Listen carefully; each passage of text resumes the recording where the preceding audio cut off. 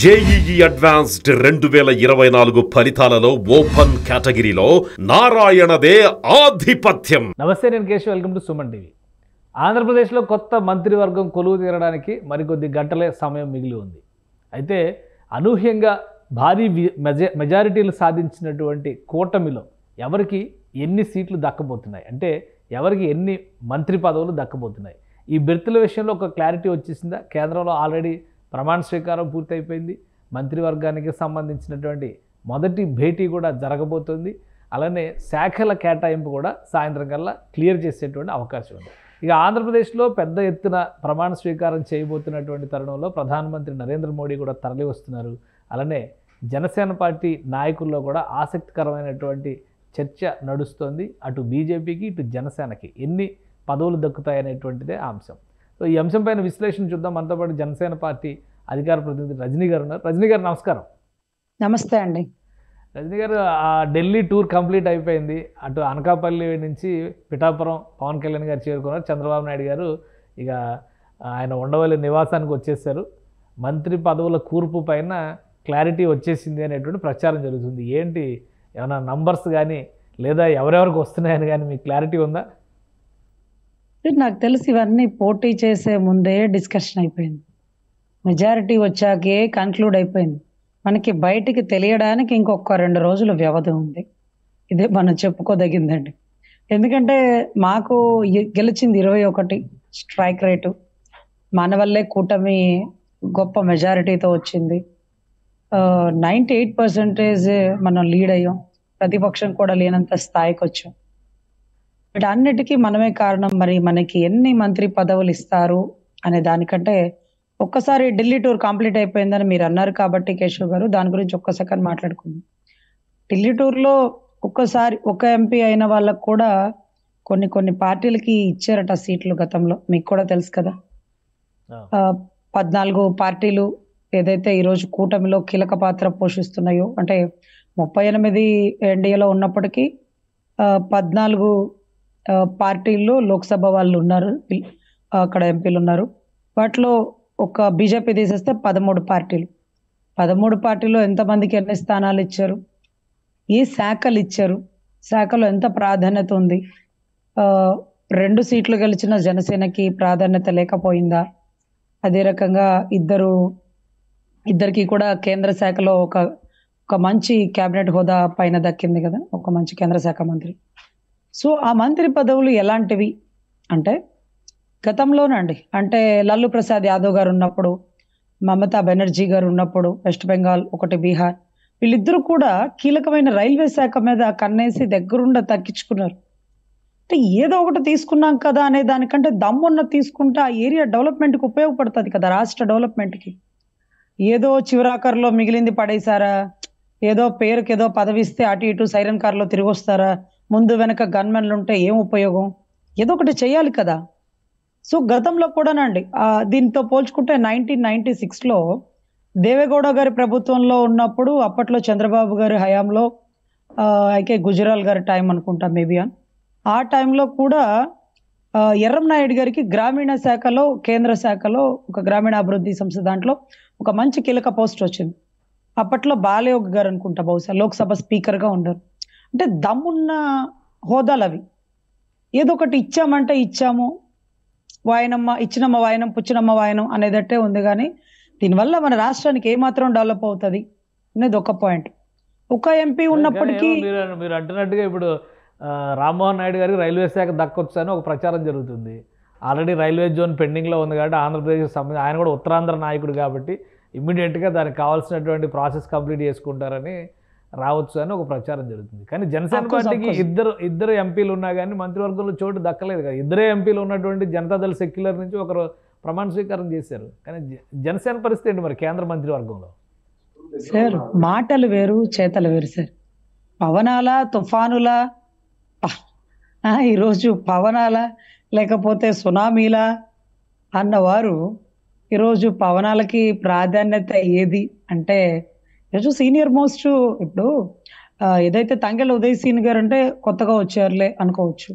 పాపం బాలసోని గారు అదే ఎంపీగా చేస్తున్నారు, ఎక్స్పీరియన్స్డ్ పర్సన్, గతంలో ఎన్నెన్నో పదవులు చేశారు, వయసు రీత్యా కూడా అనుభవజ్ఞుడు. సో కొన్ని కొన్ని చోట్ల ఒక్కొక్కసారి చిన్న చిన్న తప్పిదాలు జరుగుతాయేమో. అంటే మా నాయకుడి సంగతి మీకు తెలుసు కాబట్టి ఏది ప్రెజర్ పెట్టరు. ఇంకొకడు ఎంత తగ్గి ఉంటారు అంటే ఆ తగ్గున్న దాంట్లోనే ఔదార్యం అలా వస్తుంది. ఎంతో మంది అడుగుతున్నారు మీకు రాలేదా మీకు రాలేదా అని. సరే వచ్చే టైం వస్తే అన్నీ వస్తాయి, దేనికైనా మనమే కారణం కదా అనేది ఒక్కసారి మనం మనసులో పెట్టుకోవాలనేది ఇంకొకటి. అదే రకంగా అక్కడ పొగడారు, అక్కడ ఏ ప్రాధాన్యత ఉందో అన్నది మనం చూసాం. సో ఇక్కడ 4 మినిస్ట్రీలో ఏ ప్రాధాన్యత గల మినిస్ట్రీస్ మనకు వస్తాయి, సో ఎవరెవరికి ఏ ప్రాధాన్యత కల్పిస్తారు. ఈ మినిస్ట్రీల గురించి ఎందుకు చెప్తున్నామంటే సార్, మా పార్టీ పునాది వేళ్ళ నుంచి మళ్ళీ బలంగా బలోపేతంగా అవ్వాలంటే ఈ వీటిల్లో దమ్ము ఉండాలి. దమ్మున్న మినిస్ట్రీస్లో మా వాళ్ళు ఉండాలి.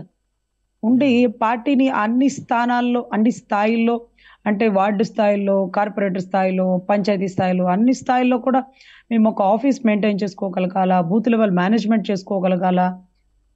సో ఎందుకంటే అది లేకే కదా సార్ ఈసారి మేము వెనక్కి తగ్గింది. ఈసారి దాన్ని పుంజుకోవాలి, బలోపేతం చేసుకోవాలంటే ప్రాధాన్యత కల్పించాల్సిందే. సో ప్రాధాన్యత గల మినిస్ట్రీస్ దక్కించుకోవాల్సిందే. ఎందుకంటే ఈరోజు మా బలం వల్లే గెలిచింది అని మేము చెప్పినా చెప్పకపోయినా ఈరోజు కొంతవరకు సాధ్యమైంది అనేది అది యథార్థం, వాస్తవం. సో అలా కష్టపడిన వారికి ఎంతవరకు స్థానిక ఎన్నికల్లో ప్రాధాన్యత ఉంటుందన్న ఉద్దేశంతోనే 21 అప్పట్లో అన్న అరిచేవాళ్ళు, సీఎం అని ఎందుకు మాట్లాడతారు, 2 చోట్ల గెలిపించారా మీరు, ఓ దుగుకులు ఎక్కడ కనిపిస్తే అక్కడ ఫస్ట్ వర్డింగ్ సీఎం 21 సీట్లు తీసుకున్నాం, స్ట్రైక్ రేట్ చూపించండి, భారీ మెజారిటీ తీసుకురండి, నుంచున్న ప్రతి చోట గెలిపించే ప్రయత్నం చేయండి అన్నారు. అఫ్ కోర్స్ గెలిపించాం, స్ట్రైక్ రేట్ చేసాం, ఈరోజు భారీ మెజారిటీ తీసుకొచ్చామన్నా నీ మాట కట్టుబడి 175 స్థానాల్లో అన్ని చోట్ల బలంగా పనిచేసాం. సో ఇప్పుడు నువ్వు ఎదగాలి, పార్టీని ఎదిగించాలి, పార్టీని కింద నుంచి గ్రౌండ్ లెవెల్ నుంచి డెవలప్ చేయవలసిన బాధ్యత నీ భుజస్కంధాల మీద ఉందని మరొక్కసారి పార్టీ తరపు నుంచి గుర్తు చేస్తున్నాం. ఎందుకంటే ఇక పైన టైం ఇదే కరెక్ట్ టైం. ఇప్పుడు కూడా మనం మొహమాట పడితే అది అయ్యే పని కాదు. సో కీలక మంత్రి పదవుల్లో జనసైనికులు ఉండాలి, పార్టీని బలోపేతం చేయాలని మనస్ఫూర్తి కోరుకుంటున్నాం. ఆయన ఏ శాఖ తీసుకుంటారు, కొంతమంది వ్యవసాయ శాఖ అంటున్నారు, కొంతమంది హోమ్ మినిస్టర్గా కరెక్ట్గా ఉంటారన్నారు. హోమ్ మినిస్టర్ అయితే మాకు అనిపిస్తుందండి, ఒక పోలీసుడు కొడుకు ఒక పోలీస్ వ్యవస్థని శాసించేశాడు. ఒక రాజకీయంగా అంటే మిగతా కమ్యూనిటీ లాగా, మిగతా పార్టీ లాగా మంత్రి పదవుల సంఖ్య డిప్యూటీ సీఎం వరకు ఎంతమందికి ఇస్తారు? 21 మందిలో ఎంతమంది మంత్రులు అవుతున్నారు సార్? మేబీ ఆ 4-5 అని అంటున్నారు సార్. ఆ 4-5లో అంటే జిల్లాకు ఒకటి అనేది అనౌన్స్ చేస్తారు కాబట్టి మన వాళ్ళు ఎక్కడెక్కడ నుంచున్నారో దాంట్లో ఎంతమంది ఎక్స్పీరియన్స్, దాంట్లో మామూలుగా అయితే మనోహర్ గారికి ఒకటి కన్ఫామ్ అండి, పవన్ కళ్యాణ్ గారికి ఒకటి కన్ఫామ్, ఇంకొంచెం సీనియర్ మోస్ట్ ఒక 4-5 ఎవరో పేర్లు ఫిల్టర్ చేస్తారు కదా, ఎందుకు తినబోతు రుచులు ఎందుకు, ఇంకొక 2 రోజులే కదా కన్ఫర్మ్ సీనియర్. మీరు చెప్తారు, నేను ఒకటి చెప్తాను సీనియర్ కన్ఫర్మ్. అబ్బా అట్లా కాదు, ఏదైనా ఒక క్రైటీరియా ఉంటది కదా, ఆల్రెడీ ఇన్స్ట్రక్షన్స్ ఏవో వచ్చేసి ఉంటాయి కదా, అలాంటి ఏం రాలేదా ఇంకా పార్టీలో? లేదు సార్, మీరు అన్నట్టుగానే కొనతాల రామకృష్ణ గారు నిజంగా అసలు చాలా ఒబీడియంట్ పర్సన్ సార్. ఆయన భలే నిజాయితీగా, చాలా ఓర్పుగా, అసలు మనిషి చాలా డిఫరెంట్ అనమాట. మనం ఏది అడిగినా సహృదయంతో, సమయస్ఫూర్తిగా, గొప్పగా ఆలోచించగల మనిషి అని మేము భావిస్తాము మా పార్టీలో. సో అలాగే కొంతమంది సీనియర్స్ కూడా ఉన్నారు కాబట్టి ఎవరెవరికి ఏ ప్రాధాన్యత ఇస్తారు, వారు పార్టీని బలోపేతం చేయడంలో ఎంత మాత్రం నిలబడతారు, ఇవన్నీ కూడా step by step. Deputy CM fix అయిపోయినట్టేనా? డిప్యూటీ సీఎం పదవి ఫిక్స్ అయింది, శాఖ కేటాయింపు అనేది జరగలేదంటారు, అంతేనా? అవును సార్, నాకు తెలిసి హోమ్ మినిస్టర్ పంచాయతీ శాఖ మధ్య డింగ్ అని నడుస్తుంది. ఇద్దరు పంచాయతీ శాఖ తీసుకుంటే చాలా బాగుంటుందండి. ఎందుకంటే పంచాయతీ లెవెల్లో మేమంతా జన సైనికులం, బాగా బలం ఉంది అన్నకి.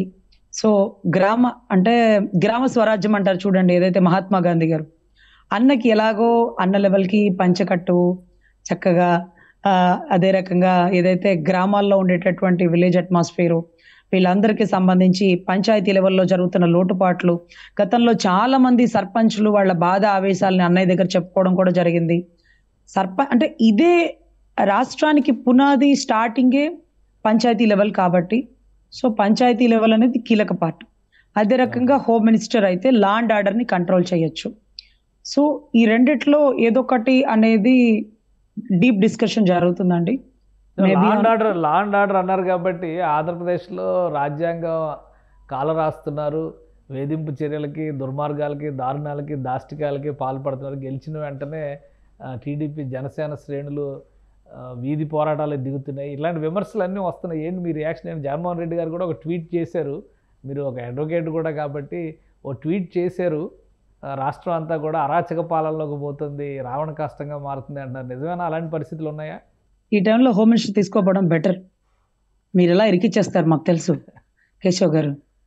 సో ఇటువంటి అప్పుడు ఏదైతే పవన్ కళ్యాణ్ గారు హోమ్ మినిస్టర్గా ఉన్నారు కదా, చూడు టీడీపీ కార్యకర్తలు పగలు కొట్టేస్తున్నారు, ఏం చర్యలు తీసుకున్నారు, ఇవన్నీ కూడా విమర్శలు తలెత్తనిస్తారు మీరు. ఎందుకంటే మీరు ముందే హింట్లు ఇచ్చేస్తున్నారు కదా, రాష్ట్రం రావణ కష్టం. ట్వీట్ చేశారు, నేను అదే చెప్తున్నా. ఆయన పెద్ద ట్వీట్ చేశారు, విజయసాయి రెడ్డి గారు ట్వీట్ చేశారు, రాష్ట్రంలో వైసీపీ కార్యకర్తలని తీవ్రంగా వేధిస్తున్నారని చెప్పని, పాపం మాజీ మంత్రులు ఇళ్ల దగ్గరికి వెళ్ళి కోడిగుడ్లు వేస్తున్నారని చెప్పని అంటున్నారు. మరి వాటిపైన రియాక్షన్ ఏదో ఒకటి ఉండాలి కదా. మీ రియాక్షన్? కోడిగుడ్లు ఏ సార్? ఎగ్జాక్ట్లీ కేశవ్ గారు. కోడిగుడ్లు వేస్తేనే ఎంత సీన్ చేస్తున్నా, పెద్ద పెద్ద బండరాళ్ళు, బాంబులు, పల్నాడులో దాడులు, ఇవన్నీ కూడా మేము చూసాం సార్. పిల్లలు అందులోనూ అది కోడిగుడ్లు విసిరింది కూడా హర్షిత్ అని ఒక అమరావతి రైతు సార్, పాప ఒక స్టూడెంట్. అతను గతం నుంచి కూడా చిన్నప్పటి నుంచి రాజకీయంగా చాలా ఇంట్రెస్ట్ ఆ పిల్లోడికి. మనం చూస్తుంటాం అన్ని వీడియోస్ లో కూడా చాలా బాగా మాట్లాడతాడు. ప్రజా సభ కూడా ఏదో జరిగింది చూడండి, ప్రజావేదిక, దాంట్లో కూడా చాలా బాగా మాట్లాడారు. మహానాడు అనుకుంటా, దాంట్లో బాగా మాట్లాడాడు. అయితే ఈ అబ్బాయికి వచ్చిన సమస్య ఏంటంటే సార్, ఇతని మీద కేసులు నమోదు చేసి ఇతను ఎప్పుడు ఎగ్జామ్కి వెళ్తున్నా హాల్ టికెట్లు పెక్కేయడం, ఆపేయడం, ఇబ్బంది పెట్టడం, ఎక్కడే గలాట ఇతను హౌస్ అరెస్ట్ చేయడం, ఇలా అన్ని ఇబ్బందులు ఎదుర్కొన్నాడు. దిగమింగి ప్రభుత్వం ఎప్పుడు మారిద్ది అని ఎదురు చూసి ప్రభుత్వం మారాక ఏ గుళకరాళ్ళు కడప బాంబులు తెస్తాడు అనుకున్నాం. కానీ పాపం చక్కగా కోడిగుడ్లు తీసుకొచ్చి విసిరి ఇది ట్రైలర్ మాత్రమే అని గర్జిస్తున్నాడు. నేను ఈరోజు హర్షిత్కి చెప్తున్నాను ఏంటంటే, హర్షిత్ రాజులు బాగానే ఉంటారు, మధ్యలో బలైపోయేది సైన్యం అమ్మ. నువ్వు ఒక స్టూడెంట్వి, బయటకి ఫస్ట్ ఇయర్ సెకండ్ ఇయర్ చదువుతున్నట్టున్నావు, చిన్న కేసులు నమోదైతే అది చాలా ఇబ్బంది అవుతుంది. అందులో నువ్వు ప్రతిపక్ష నేతల ఇళ్ల మీద దాడులు ఎవిడెంటరీగా నువ్వు గుడ్లు ఇసురు కొడుతున్నట్టు ఇప్పుడు కేశవ్ గారు ఎలా చెప్తున్నారు, రాష్ట్రం అంతా అలాగే చెప్తున్నారు. అంటే లైవ్ లో చూసిన వాళ్ళు వీళ్ళందరూ రేపు వచ్చి సాక్ష్యాలు చెప్పేస్తారు, వాళ్ళదేం పోయింది, నువ్వు నీ లైఫ్ ని రిస్క్ లో పెట్టుకుంటావు, వాళ్ళందరూ ఏం చేసినా గుట్టుగా చేస్తారు, మీరు మాత్రం ఓపెన్ గా అద్దాలు పగలు కొట్టేస్తారు. అంటే మీ బాధ కడుపులో ఉంది. ఎందుకంటే మీ పార్టీ ఆఫీస్ ధ్వంసం చేశారు, మీ అధినాయకుడిని అరెస్ట్ చేసి తీసుకెళ్లిపోయారు, మీ తల్లి భువనేశ్వరమ్మను అవమానించారు. వీటన్నిటికీ అప్పటికప్పుడు మీరేమీ రియాక్ట్ కాకుండా ఓర్పు భరించి ఇప్పుడు కట్టలు తెంచుకున్న ఆవేశానికి ఆనకట్టలు కట్టలేని పరిస్థితి అయిపోయింది. సో ఎనీవే, ఇది కరెక్ట్ కాదు. కన్నుకు కన్ను పన్నుకు కన్ను అనే సిద్ధాంతం కరెక్ట్ కాదు. చట్టబద్ధంగా పోరాడదాం. ఆల్రెడీ ఇప్పటికే సెక్రటేరియట్ మీద సిఐడి వాళ్ళ దాడులు జరిగేసి చిన్న పెన్ డ్రైవ్లతో సహా సిస్టమ్ కి సంబంధించిన ల్యాప్టాప్ కి సంబంధించిన సాఫ్ట్వేర్లతో సహా మొత్తం కైవసం చేసుకున్నారండి. ఎందుకంటే ఎనీవే దాంట్లో ఏదో సమాచారం ఉంటుంది, చాలా ఇన్ఫర్మేషన్ గోప్యంగా ఉంచారు. ఎవ్రీథింగ్ అనేది రికార్డెడ్ అండి. ఏదైనా ఉంటే చట్టబద్ధంగా ఎదుర్కొందాం. కానీ ఇలా దాడులకి పెను దాడులు, మొన్న ఈ మధ్య మీకు తెలుసు గుంటూరులో విడుదల రజనీ గారి ఆఫీస్ మీద గుళకరాయిలు వేశారు అని 4-5 రాళ్లు చూపించింది. ఈ అద్దం కూడా పగిలినట్లేదు అక్కడ పెద్దగా. కానీ నిన్నటి రోజు వాళ్ళు గెలిచాక మాత్రం అద్దాలు మొత్తం పగిలిపోయినాయి. బ్యానర్లు ఆవిడ తీయాల్సి వచ్చిద్దేమో అనుకున్నాం, వీళ్ళే బీకేశారు, ఆశ్రమ కూడా తీసేశారు. సో ఇలా చాలా దాడులు జరిగిపోయినాయి. అక్కడే దగ్గరలో గార్డెన్స్ అంటే ఆల్మోస్ట్ కమ్యూనిటీ అండి, టీడీపీ కమ్యూనిటీనే ఉంటాయి. అక్కడ అప్పిరెడ్డి గారి ఆఫీస్ ఉండేదండి. అప్పిరెడ్డి గారి ఆఫీస్ మొత్తం ధ్వంసం అయిపోతాయని మిలిటరీ ఫోర్సులు తెచ్చారు. అయినా కూడా అక్కడ కూడా దాడులు అలా జరిగినాయట. సో ఇవన్నీ ఎలా ఉంటుందంటే, మా ప్రభుత్వం వస్తే మేము ఎలా చూపిస్తాము అనే దానికంటే విమర్శలు ఆరోపణలు అనుకోరా, నిజంగానే అటువంటి దాడులు పాల్పడుతున్నారా? దాడులకి వీళ్ళు పాల్పడ్డారా, కవ్వింపు చర్యలకి పర్యవసానాలా అనేది కేసు సార్. అది case, investigation, enquiry, everything recorded. ఎవరు ప్రభుత్వం వస్తే పోలీసులు వారు చెప్పినట్టు చేయడం కాదు. ఇక్కడ హోమ్ మినిస్టర్ ఎవరు, భీమ్లా నాయక్. హోమ్ మినిస్టర్ గా అయితే అసలు డిఫరెంట్ గా ఉంటుంది సార్. ఆయన హోమ్ మినిస్టర్ రాకపోతేనే బెటర్ గా ఉంటుంది. ఎందుకంటే ఆయన ఏది కడుపులో పెట్టుకోరు, ఏది కరెక్ట్ అయితే అది చేసిస్తారు. దానివల్ల కొద్దిగా ఇబ్బందులు కూడా ఉంటాయి. అలా ఇబ్బందులు లేకుండా ఉండాలంటే బెటర్ పంచాయతీనేమో అనుకోండి. ఎందుకంటే హోమ్ మినిస్టర్ అంటే ఎవరు తప్పు చేసినా సరే కర్ర పట్టుకొని భీమ్లా నాయక్లో పరిగెడతారు చూడండి. అసలు నా కుటుంబం జోలికి వస్తాడరా అని మీరు లుంగి పైకి కట్టి కర్ర పట్టుకొని వెంట పడుతున్న నాయకే గుర్తొస్తారండి మాకు. ఇంకోటి ఇప్పుడు ఆంధ్రప్రదేశ్లో ఏ ఇన్సిడెంట్ జరిగినా కానీ సజ్జల రామకృష్ణారెడ్డి గారు ముందు రియాక్ట్ అయ్యేవాళ్ళు. సజ్జల రామకృష్ణారెడ్డి గారు ఏది రియాక్ట్ అవ్వట్లేదు అనేది ఒక విమర్శ వస్తుంది. ఏంటి మీ అభిప్రాయం ఏంటి దీని మీద? ఎస్ కేశవ్ గారు, మీకు అర్థమవుతుందా అంటారు చూడండి. ఈ క్వశ్చన్ మీరు ఇంకా అడగలేదేంటా అని వెయిట్ చేస్తున్నాను. ఎందుకంటే ఫస్ట్ ఎప్పుడు డిస్కస్ చేశారు, సజ్జల గారు ఇలా అన్నారు కదా దానికి మీరు ఎలా చెప్తారు, సజ్జల గారు అలా అన్నారు కదా దానికి మీరు ఎలా చెప్తారని వాయించేవాళ్ళు. ఇప్పుడు సజ్జల గారు ఏమనలేదు, మీరేమంటారు రజనీ గారు అని అంటారు. అంటే ఏదైనా అరే దుప్పటి కప్పుకున్న ఆయన పేరే, దుప్పటి తీసిన ఆయన పేరే మీరు. అరే అంటే ఏదో అన్నాడు రజనీ గారు, దీనికి మీరు ఎలా రియాక్ట్ అవుతారంటారు. ఇప్పుడు పాపం ఏమనలేదు, ఏమి ఎందుకు అనట్లేదు రజనీ గారు అంటున్నారు. అంటే మీకు ఇన్ఫర్మేషన్ ఉంటుంది కదా, క్లారిటీ ఇస్తారని చెప్పాను. మామూలుగా అయితే జగన్మోహన్ రెడ్డి గారు లేట్గా రియాక్ట్ అయ్యారు అనుకున్నాం. తర్వాత విజయసాయి రెడ్డి గారు ట్వీట్ చేశారు, సజ్జల గారు అసలు ప్రెస్ మీట్ పెట్టాలి, ఇంకా ఏం పెట్టలేదు ఏంటా అని.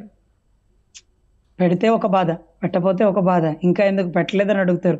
పాపం ఆయన దేశం దాటి వెళ్ళిపోయాడు అన్న ఇన్ఫర్మేషన్ ఒక పక్కన, చాలా కోట్లు పక్కదోవ పట్టించాడని ఒక పక్కన, గౌరవ జగన్మోహన్ రెడ్డి గారికి సజ్జల గారికి గొడవలు జరుగుతున్నాయి. గౌరవ జగన్మోహన్ రెడ్డి గారు సజ్జల గారిని కొట్టారు అని వార్త అసలు చక్కర్లు కొట్టేస్తుందండి. రే అలా ఎందుకు కొడతాడు అని అనుకుంటే వివేకానంద రెడ్డి గారిని కొట్టిన ఘటన గుర్తొస్తుందండి. అదే రకంగా అలా ఎందుకు కొడతారులే అంటే, మా నాయకుడు తాడేపల్లి గూడెంలో జగన్ నిన్ను తొక్కేది నేనే అన్నప్పుడు నీ చిన్న ఆయన్ని చంపడంలో కీలక పాత్ర వహించావు, నీ చెల్లిని కొట్టావయ్యా నువ్వు, నీ చెల్లిని కొట్టావు, నువ్వు గోడకేసి కొడతావు నీ చెల్లిని అన్నాడు. చెల్లిని గోడకేసి కొట్టినప్పుడు, చిన్న ఆయన కొట్టినప్పుడు మన సజ్జల బాబాయిని కూడా ఎరక్కొట్టుంటాడేమో, ఏదైనా ఒక దెబ్బ పడి ఉంటదేమో, వాయింపుడు ఏదో జరుగుంటదేమో, అందుకని సజ్జల బాబాయ్ వెళ్ళిపోయాడు. మ్యాటర్స్ కావచ్చు కానీ అసలు ఎందుకని కొట్టుకోవడాలి ఇంటర్నల్ మ్యాటరా ఏమో కావచ్చు. దాని గురించి అసలు ఎందుకని రాష్ట్రంలో ఈ శాంతి భద్రతల పరమైనటువంటి అంశాలు వస్తున్నాయి, వైసీపీ నాయకులు గవర్నర్ని కలుస్తామని చెప్పని అపాయింట్మెంట్ కోరుతున్నటువంటి పరిస్థితి వస్తుంది. ఇటువంటి పరిస్థితులు అనేవి మళ్ళీ పాత కథ పునరావృతం అవుతున్నట్టుగా అనిపించదా? అలా ఏమి ఉండదండి. జస్ట్ ప్రమాణ స్వీకారం తీసుకొని చంద్రబాబు గారు ఎప్పుడైతే ముఖ్యమంత్రి పదవిలోకి వచ్చేస్తారో ఇక రాష్ట్రం మొత్తం అభివృద్ధి పదంలోకి వెళ్ళిపోతుందండి. ఇక అసలు ఏ దాడులకి కూడా అది కరెక్ట్ కాదు అనే సిద్ధాంతాన్ని ఇరువురు నాయకులు ఇద్దరు జనాలకు ఎక్స్పోజ్ చేస్తున్నారు. మా నాయకుడు అయితే స్ట్రిక్ట్ ఆర్డర్స్, ఎప్పుడు వైసీపీ వాళ్ళని మీరు టార్గెట్ చేయకండి, సచ్చిన పావన్ ఇంకా చంపకండి. వర్మ గారి మీద దాడి చేశారు కదా, వీడియోలు వచ్చినాయి, ఫోటోలు వచ్చినాయి. వర్మ గారి వాహనం పవన్ కళ్యాణ్ గారిని పిఠాపురంలో గెలిపించిన వర్మ గారి మీద దాడి అనేది సంచలనం అయింది కదా. అవును సార్, మీరు పుండు మీద కారజడంలో ఇంకా ముందుంటారు. అసలు వర్మ గారి మీద దాడి చేయడం కొంచెం తాలూకా అంటూ అతను వర్మ గారు ఇచ్చిన స్టేట్మెంట్ మేము చూసాం. ఒకవేళ ఆ దాడి మా వల్లే జరిగితే, వర్మ గారు మా అన్న తర్వాత అన్న స్థానంలో ఉన్న వ్యక్తి, మా అన్నే స్వయంగా నామినేషన్ వేసేటప్పుడు కూడా వాళ్ళిద్దరికి అంటే భార్య భర్తలు ఇద్దరికి కాళ్ళకి దండం పెట్టి మరి నామినేషన్ వేసిన తరుణం మేము చూసాం.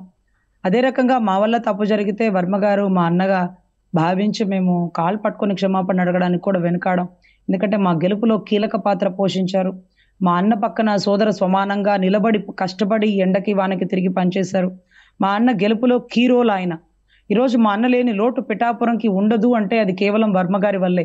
ఎందుకంటే ఇండిపెండెంట్ గా ఉండి కూడా ఓటింగ్ ఏ మాత్రం చెక్కు చెదరకుండా గెలుపుకున్న వ్యక్తి ఈరోజు తన ప్రజలకి ఇచ్చే మర్యాద తప్ప పార్టీలకు కూడా పెద్దగా లెక్క చేయరు. చంద్రబాబు గారు ఒకవేళ సీటు పవన్ కళ్యాణ్ గారికి ఇస్తే తప్ప, లేకపోతే ఎవరికి ఇచ్చినా నేను తప్పేదే లేదు, నేను ఇండిపెండెంట్ గా పోటీ చేస్తానని వితండవాదం ఇప్పుడు చేశారు, గతంలో కూడా చేసి ఆయన గెలిచినటువంటి తరుణాలు మనకు తెలుసు. సో కేవలం ఆయన పవన్ కళ్యాణ్ గారు అంటే మాత్రమే 2 అడుగులు వెనక్కి తగ్గి ఆయన కోసం ఎంత కష్టపడ్డారో మేము చూసాం సార్. చాలా కష్టపడ్డారు, చూసాం. తప్పు మా వల్ల జరిగితే మేము మనస్ఫూర్తిగా మీడియా ముఖంగా వర్మ సోదరులకి క్షమాపణ చెప్పుకుంటున్నామండి. సో ఎనీవే, ఇలాంటి దాడులు కరెక్ట్ కాదు. అన్న కూడా గొప్పగా రియాక్ట్ అవుతారు, దాంట్లో ఎటువంటి సందేహం లేదు.